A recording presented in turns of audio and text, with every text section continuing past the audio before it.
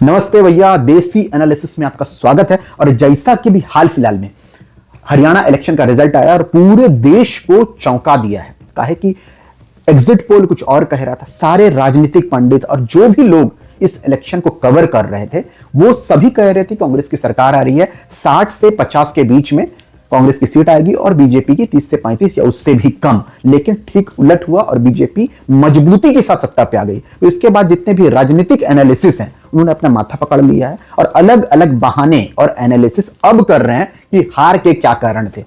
तो हमने भी इस बहती गंगा में हाथ धोने का जो है तय किया और हमने भी पता करने की कोशिश की है कि देसी एनालिसिस क्या कहता है, रूट कॉज ऑफ डिफीट। हम बहुत बेसिक चीजों को लेकर के चलेंगे। इलेक्शन में धार्मिक बंटवारा और जो डेमोग्राफी है उसका बहुत ज्यादा इंपॉर्टेंस है। इसको बात को पहले दिमाग में बैठा लीजिएगा।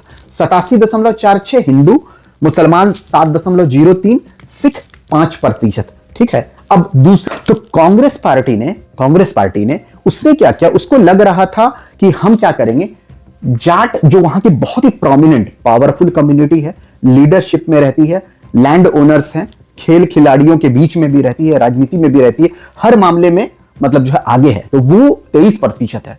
उस 23% को पूरी तरह से कांग्रेस सोच रही थी कि हम टारगेट कर लेंगे और मोर और लेस वो उनको सपोर्ट भी कर रहे थे। जैसे कि विनेश फोगाट वाली पूरी टीम है, जितने पहलवान वाली टीम है वो जाट कम्युनिटी को बिलोंग करती है, तो वो पूरी तरह से कांग्रेस पार्टी के खेमे में आके बैठ गए थे। और किसान भी हैं ये लोग, तो ये 23%। मुसलमानों के लिए कोई और आसरा नहीं है, बीजेपी को वोट कर नहीं सकते हैं, उनके बुलडोजर से उनको बचना है। नूह और मेवात में जो करते हैं तो उसके खिलाफ उनके पास कोई ऑप्शन है नहीं अदर देन द कांग्रेस। तो 7% उनको मुसलमानों का वोट ऑटोमेटिकली कांग्रेस के गोद में आ जाएगा। उसके बाद अगर हम मान ले बेस्ट के सिनेरियो कि सिख भी वहां पर किसान है और उनके साथ सिख जो अभी किसान का आंदोलन चला उसमें भी उनकी सहानुभूति है, तो वो सारे कांग्रेस पार्टी के खेमे में आए होंगे। ऐसा मैं कह रहा हूं एक थियोरेटिकल एस्पेक्ट, क्योंकि कुछ परसेंटेज सिख कम्युनिटी से और जाट कम्युनिटी से छिटक करके बीजेपी के खेमे में जरूर जाएगा, क्योंकि वो मतलब पर्सनल बेसिस पे कोई अच्छा लीडर निकल गया, किसी का अपना रिलेशनशिप निकल गया, तो उस बेसिस पे जाना ही है। तो फिर भी हम मानते हैं कि कुल सभी वोट कांग्रेस के पास आ गए, तो 35%, कितना 35% अगर हम मान लें कि वो टारगेट कर रहा था और उनके पास था। लेकिन यहां पर गणित और मैथ क्या कहता है कि 100 - 35 में से 65% वोट पे तो वो प्रयास ही नहीं कर रहे थे। ये 65% पे अमित शाह और बीजेपी की करारी नजर से, उनको बिल्कुल पता था कि जाट इस बार उनके साथ नहीं है, मुसलमान उनको कभी वोट नहीं देता, सिख वोट नहीं देंगे। कुछ परसेंटेज अगर जाट और सिख में से आ गए वो अलग बात है, बाकी जो 65% है वो तो अन्य है और उसमें भी ये सारे हिंदू वोटर हैं जो बीजेपी को के पोटेंशियल वोटर बन सकते हैं।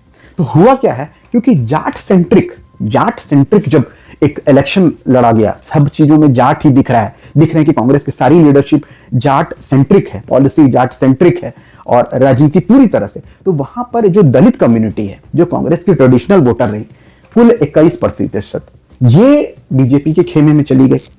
ऐसा मैं नहीं कह रहा हूं कि 21% पूरा चला गया हो, इधर उधर 19-20 होगा, लेकिन फिर भी एक बड़ा परसेंटेज बीजेपी के पास चला गया। और इन बाकी वोटरों को कंसोलिडेट करने के बाद बीजेपी ने ये 50 का जादुई आंकड़ा टच किया। बस यही किया है। इसको कहते हैं माइक्रो मैनेजमेंट, जिसको माइक्रो मैनेजमेंट अमित शाह और उनकी टीम ने बड़ी ही जबरदस्त तरीके से अंजाम दिया है और कांग्रेस को यह डिफीट हासिल हुई है। और ये मतलब जो है एक डूबती हुई नैया में और एक सुराख या छेद करने के बराबर है, क्योंकि आप जीतता हुआ किला, जिस किले को आप जीत रहे थे, फतह कर रहे थे, उसको आपने जो है सामने वाले के हाथ में सौंप दिया है।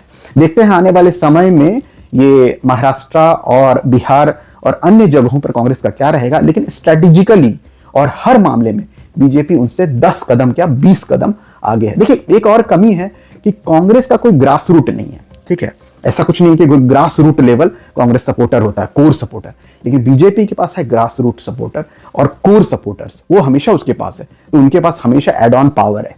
तो आने वाले समय में बीजेपी को हराना बहुत ही मुश्किल है, लेकिन समय का पहिया किस करवट बैठेगा यह तो आने वाला वक्त ही तय करेगा। मिलेंगे दोबारा किसी और इलेक्शन को कवर करते हुए। कैसा लगा ये देसी एनालिसिस? आप मुतमईन है कि नहीं है, कोई और राय है इस मामले में, तो जरूर कमेंट करके इसको शेयर जरूर कीजिएगा, बताइएगा हमको, ताकि हम भी अपनी एनालिसिस को सुधार सकें।